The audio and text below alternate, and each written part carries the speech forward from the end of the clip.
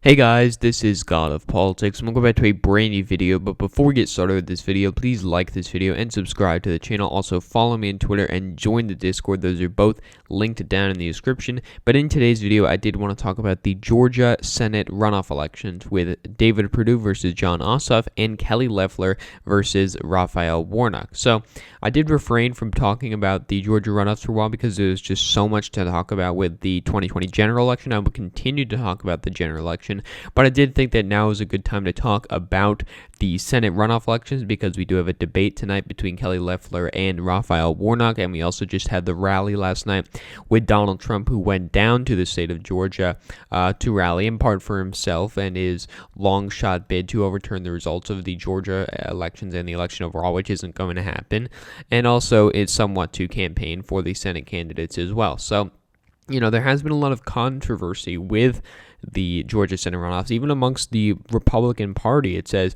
this was a couple days ago, it says Trump is flying down to Georgia on Sunday for a rally with Republican Senator David Perdue and Kelly Loeffler, who are running against Democratic challengers Jon Ossoff and Raphael Warnock, respectively, in a pair of tie races January 5th, what will determine which party controls the Senate next year.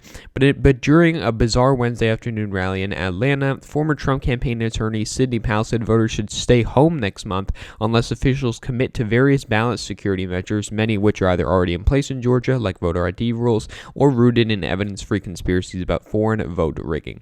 Lynn Wood, an attorney who has worked alongside Powell to file long-shot election lawsuits in Georgia, told rallygoers Wednesday they should only vote for Perdue and Loeffler if they, quote, earn their votes by pushing the state legislature to reverse the election's outcome, handing Georgia's electoral votes to Trump. So there is a lot of controversy, and I didn't want to talk about this too much because I'm not sure how much of a movement this actually is to boycott the Georgia Senate runoffs. Maybe it's just a thing we're seeing on Twitter or being perpetuated from people like Lynn Wood and Sidney Powell, but it is something that has been talked about quite a lot, and so I did want to make a note of it because, if Republicans do boycott the Senate runoffs, it is going to drastically hurt the Republican Party because these Senate runoffs are all about turnout. It's not amongst persuading voters. It's not amongst any of that. It's not about any of that. It's about turning out your voters, and if you can't convince your voters to turn out because they're worried that the elections are rigged, even though they're not, that is going to hurt your party. And it says, they had disagreements. It was Vernon Jones who was there telling people to turn out, but then you had Lynn Wood telling people not to turn out. But then you had, Trump Jr. came out telling people to make sure that they turn out for the Georgia Senate runoffs. Trump also came down, told people to turn out, but didn't talk much about it. So it's a very confusing thing. But if we do look at the current makeup of the Senate, we can see here that there are 52 Republicans, 46 Democrats, and 2 independents that are caucusing with the Democrats, so I'm just going to put them in the Democratic column for simplicity here. You can see that Mark Kelly was just sworn in a couple days ago as senator from Arizona, and we do still have Cory Gardner as the senator from Colorado and Doug Jones as the senator from Alabama, but on January 3rd, Colorado will be replaced with John Hickenlooper, and Tommy Tuberville will be replacing Doug Jones, and technically, David Perdue's seat will actually be open because his term ends on January 3rd, but the runoff election is actually on January 5th. However, Kelly Loeffler, who was appointed to fill the seat of Joni Isaacson, who retired due to health issues, his term ends in 2022, and therefore so does Loeffler. So there is a special election on January 5th, but her term isn't up until 2022, and she will also be up for re-election, assuming she wins this election, this runoff. But David Perdue's term actually ends on January 3rd, so we will see how they actually sort that out, especially given that if Perdue and Loeffler both win, Loeffler will technically be the senior senator, despite the fact that she's been there a lot less amount of time than David Perdue. So that'll be an interesting thing, but just for the sake of this, I'm going to put it in the red column here. So Republicans are going to have 52 seats. Democrats are going to have 48 seats, but it's really down to these 2 seats in Georgia here. So right now, there are 48 seats for the Democrats that have been decided. They're going to have at least 48 seats. Republicans are going to have at least 50 seats. This runoff is very important because, say, Democrats win both of them, they get 50 seats. And last time we had 50 seats, we had a sharing power in the committees, sharing power between this, and that. But there's no requirement for that. If Democrats get 50 seats, expect Chuck Schumer to take the majority leader. Expect him to become the majority leader. Expect all the committees to be filled with majority Democrats. Expect them to, maybe try to get rid of the filibuster, even though it won't work because Manchin won't vote for it, but they could at least try to do it. And we will see what else they try to do. But having the majority is very crucial. Even though you need 60 votes for a lot of legislation, having 50 votes is crucial because it means you have the party, your party is the majority leader. Chuck Schumer will be the majority leader, which means he can take up bills. Republicans may filibuster those bills, but Chuck Schumer can at least take them up because you're going to have the Democratic House that's passing them. But if the Republicans win both of those seats, it becomes 52 Republicans and 48 Democrats. Now, if you want to hear what my prediction is for how these things are going to go, which is subject to change, I think that Kelly Loeffler and David Perdue are both going to win. I just think that the turnout amongst Democrats is not going to be enough to eclipse that of Republicans, which historically has been quite good in these Georgia Senate runoffs. But that does not mean that the Democrats do not have the ability to win. They're going to have to hope that enough Republicans don't turn out because of this. They're actually worried that the election is going to be so rigged that their vote won't count, which I think is kind of ridiculous. But regardless of that, if they don't turn out and Democrats can get enough of a voter turnout operation, back in 2008 when you had about a 15-point difference between the general election in the Senate election and the runoff election, or in 2018 when you only had a 3-point difference between the general election and the runoff election. But now, we've got efforts like Stacey Abrams with, a nationwide effort. There's a lot of people phone banking, a lot of people putting an effort to get people to turn out that we haven't really seen in Georgia before. So maybe that could turn out some more low propensity voters, but it's not a sure thing, which is why I do think that the Republicans are going to win the seat. Probably it's going to be narrow, and that is reflected in the polls. And I hate to be looking at the polls too much, but the polls were accurate in the state of Georgia, more or less. If we do want to go down to here, down to the general election polls, we can see that, discarding these terrible polls, we can see that there were a good amount of polls that did get the results quite accurate. Emerson, Trump +1, Insider Advantage, Trump +2, YouGov, Biden +1. You can also see here, Landmark Communications, Trump +1, PPP, Biden +2. So more or less, these polls are generally accurate. Monmouth, Biden +2. All of those were within the margin of error. So despite the fact that they were absolutely atrocious outside of Georgia, they were actually pretty decent in Georgia. But the reason I won't be trusting them too much is because it's very difficult to predict turnout. And again, these low propensity voters may answer a phone saying, sure, I'm going to vote, and then they don't end up voting because it's a January 5th runoff for people that they don't even know the names of.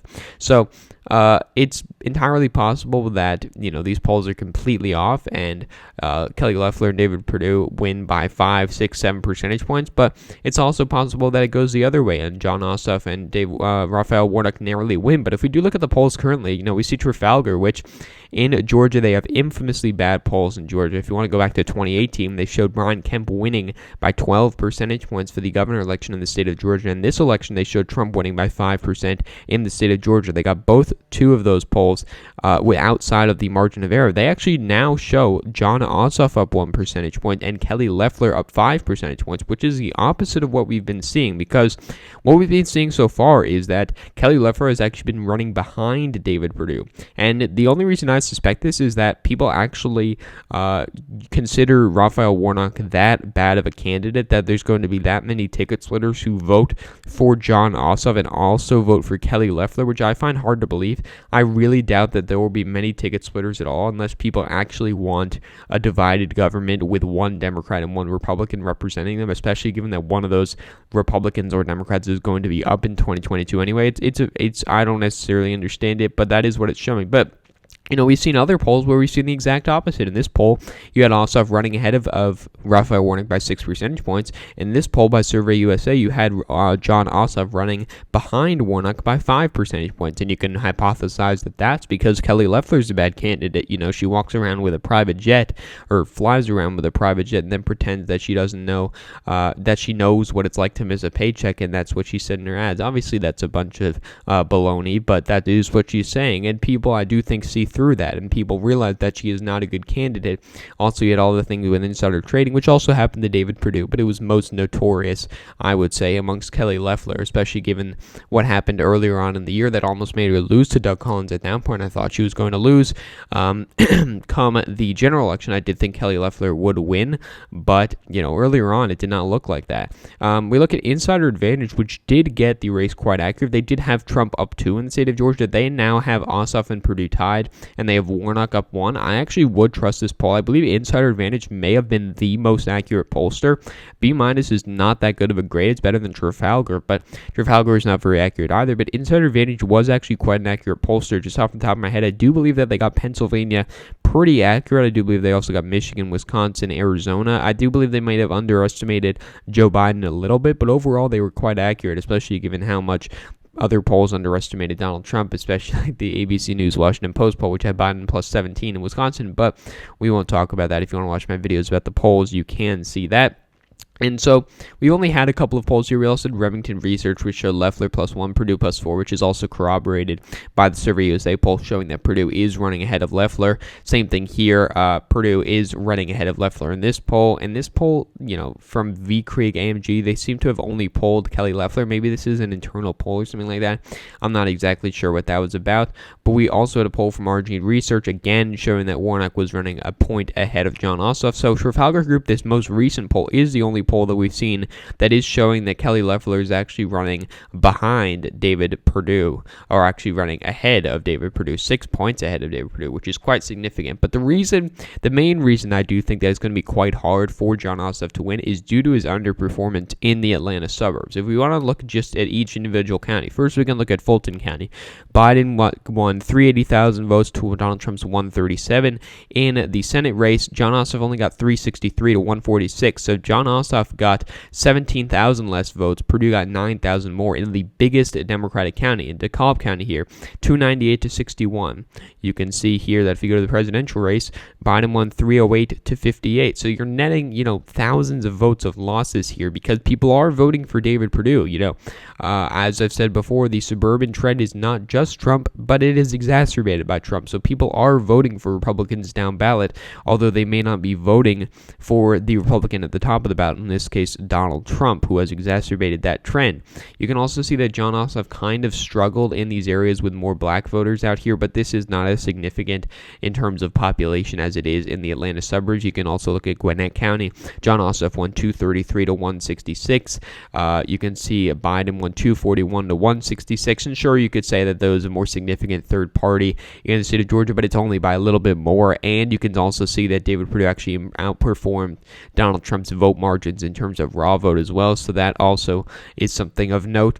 But overall, you can see that Jon Ossoff is underperforming in the Atlanta suburbs, and I do expect David Perdue, as long as he can turn those voters out, to vote for him again. If he can't turn those voters out, he's not going to win, but I do expect him to be able to turn those voters out. As for the special election, you can see, this dark red area is where Doug Collins performed the best because this is his congressional district, the 9th congressional district up here, and the areas that Raphael Warnock did perform the best in are, not surprisingly, the Atlanta area and the Atlanta suburbs, but mainly the Atlanta area itself. DeKalb County and Fulton County were the only, and Clayton County were the, I believe, one of only a couple, I think 4 counties where he actually eclipsed 50%. However, if you look at Kelly Loeffler's performance, she didn't really perform well particularly anywhere. She didn't crack 50% of the vote in any counties except for Glasgow County here, where she got 55% of the vote almost. But other than that, she really performed not very well at all. You can see in most of these rural counties around here, Doug Collins is getting more of the vote. In Northwest Georgia, Kelly Loeffler was getting more of the vote, maybe because of that Marjorie Taylor Greene endorsement or whatever. But most of these rural areas, especially in South Georgia, where Republicans have to expand their vote totals, that's where they do have room for improvement. Kelly Loeffler was Doug Collins was doing a lot better here, and so that is not good for Kelly Loeffler. But however, she did do better in the suburbs than Doug Collins. She did a lot better than Doug Collins in the suburbs, which is going to help her, and that's one of the things that we've seen. And people were saying, "Oh, Kelly Loeffler's got all these scandals. It's going to be a lot harder. It's going to be a lot easier to beat her." I actually disagreed. I believe that it would have been easier to defeat Doug Collins because, Doug Collins has a lot of these rural voters on lock, but he is not doing very well in the suburbs. He has a lot of the similar problems that Donald Trump has with the suburbs. You can see in virtually every suburban county, Kelly Loeffler did outperform Doug Collins, I believe, every suburban county here. Even in Fulton County, Kelly Loeffler got 16% of the vote. In DeKalb County, she got 9% of of the vote. So she did do pretty well there, especially compared to Doug Collins. And if she can do well in the suburbs, it can outnumber the fact that she is going to lose some voters in these rural areas, but she does have to unite those voters. And if she can't do that, it is going to hurt her. But the reason I do say that it's not going to hurt her too much is because I see there being a lack of ticket splitting. I can't really see many people voting for, David Perdue and Raphael Warnock. Maybe I'm wrong about that. Maybe there is a big difference. But right now, I just can't see much of a reason that would happen. Overall, the chances I would give to victory to Raphael Warnock, maybe 20%, and to Ossoff maybe 10%. I know those chances may seem low, but I just can't see much of a path to victory for those candidates, and I'll make another video doing an actual prediction on this. Maybe I'll talk about it a little bit more if we have some breaking events in the race, maybe some other scandals, maybe some other things like that. I haven't looked at the fundraising either, but I do know that it is good for Raphael Warnock and John Ossoff, but it is actually quite good for Kelly Loeffler because, again, she's rich. She pretends to be, a bastion of the working people, but she's the richest senator. She has a net worth of $150 million, but I won't get too much into that. But overall, I do think that Raphael Warnock definitely has a better chance than John Ossoff to win, but again, he doesn't have much of a good chance himself to actually win. So, thank you all for watching this video. Please like this video and subscribe to the channel. Also, follow me on Twitter and join the Discord. Those are both linked down in the description. But again, guys, thank you all for watching this video, and I will see you guys later.